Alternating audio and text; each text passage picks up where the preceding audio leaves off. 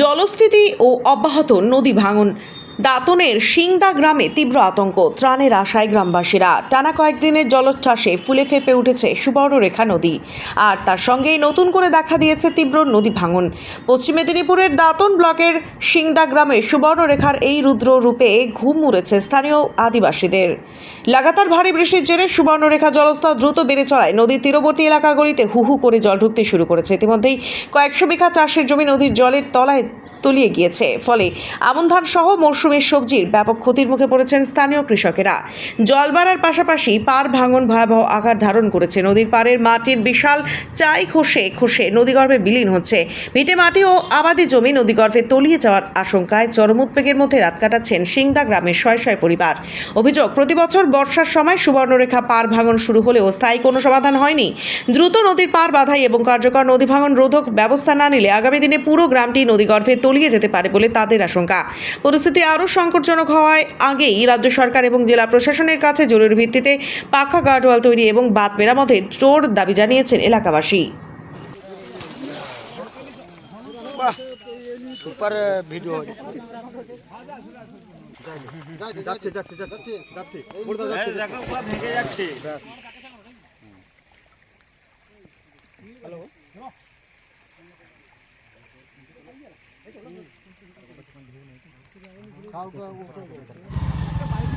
মূলত আমাদের রাজনগর, দেউলি, উচুন্ডিয়া, বলভদ্রপুর এই সমস্ত মৌজাগুলো থেকে এই নদীর যে এই পালানিয়া খালের জমা জল বিস্তীর্ণ এলাকা 1 নম্বরকে যেমন প্লাবিত করেছে। কৃষি জমি নতুন করে রোপণ করা হয়েছিল, যেগুলো বীজ ধান যেগুলো ফেলা হয়েছিল সমূহটাই নষ্ট হয়েছে। অনুরূপভাবে 2 নম্বর অঞ্চলের অর্থাৎ তরুণী গ্রাম পঞ্চায়েতের এই এলাকায় কি বলবো, করাখাই, জ্যোতি, তারপরে হচ্ছে পালানিয়া, তাহলে পালসন্ডপুর, বাঁকুড়পাদা, এদিকে কুন্দরা, কোটপাদা, লালপুর সমূহ মৌজার প্রায় বলতে গেলে প্রায় 500 একর জমি একদম চলে গেছে জলের তলায়। প্রত্যেক যে কথা হচ্ছে কি, এখানে একবার জল যখন উঠে যায় আর কি, জল যখন জমা হয়ে যায়, এই জমা জল শুকোতে প্রায় 15 দিন লাগে। তার মধ্যে এখানে আবার যদি বৃষ্টি হয়ে যায় তাহলে আবার সেই জমা জলের শুকোনোর সময় আরও বেড়ে যাবে। এই জায়গার উপরে দাঁড়িয়ে এটা আজকের সমস্যা নয়, এটা দীর্ঘ 50 বছরের সমস্যা বলে গ্রামবাসীরা জানাচ্ছেন। আমি নির্বাচিত জনপ্রতিনিধি হিসেবে প্রথমবার এসে যেটা চাক্ষুষ করলাম, তাতে আমার তো মনে হয় না যে এখানকার জনপ্রতিনিধি যারা ছিলেন এত এলাকার কৃষকদের সাথে কোনো কিছু ভেবেছেন। দাদা, এই খাল সংস্কার কি এবার হবে? খাল সংস্কার না হলে আমি যখনই উচুন্ডিয়া মৌজাটা দেখার পরে আমি অলরেডি জ্যোতি খরাখাই মৌজাতে পৌঁছলাম। সেখান থেকেই আমি কথা বলেছি এক্সিকিউটিভ ইঞ্জিনিয়ার এগ্রি ইরিগেশনের যিনি আমাদের রয়েছেন, উদয় সরকারবাবু। উনি আগামী সপ্তাহে নিজের আরও আমাদের যে সাব ডিভিশন ইঞ্জিনিয়ার রয়েছেন চন্দন সরকারকে সাথে নিয়ে উনি আসবেন এখানে ভিজিট করতে।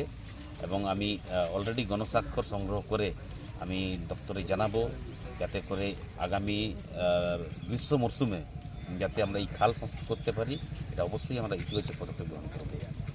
পরিস্থিতি এখন দীর্ঘদিন ধরে আমরা দেখছি, দীর্ঘ প্রায় 50 বছর ধরে এই এলাকার সমস্ত কৃষকরা বহুভাবে ক্ষতিগ্রস্ত হন। কোনো বছরই সঠিকভাবে ওনারা চাষ করতে পারেন না। বিশেষ করে আমাদের 2 নম্বর অঞ্চলের যে মহাবিলা এরিয়া, তার সঙ্গে আমাদের পালসন্ডপুর, বাঁকুড়পাদা, পুনরা, এই সমস্ত এলাকার সমস্ত চাষিরা ক্ষতিগ্রস্ত হন। এটা আমরা দীর্ঘ 50 বছর ধরে দেখছি। এই বিষয়ে গত সরকার যিনারা ছিলেন, একবার পালানিয়া খাল সংস্কারের নামে স্কিম করে বহু টাকা নয়ছয় করা হয়েছে, কিন্তু কাজের কাজ কিছু করা হয়নি। তো আমরা এই অবস্থার মধ্যে আমরা আমাদের এমএলএ সাহেবকে পেয়েছি আমাদের পাশে, আমরা জানিয়েছি, আমাদের স্যার জানিয়েছেন যে এর যা যা প্রয়োজন করার ব্যবস্থা করবেন। তো কি নাম আপনার? আমরা চাই, আমি গোরেচাঁদগিরি, দাঁতন 1 মণ্ডল সহ